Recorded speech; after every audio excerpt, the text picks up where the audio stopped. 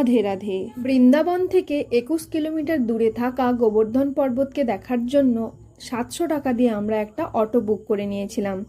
এই যে রাস্তাটি দেখছো, এই রাস্তাটি দিয়ে গোবর্ধন পর্বতকে পরিক্রমা করা হয়।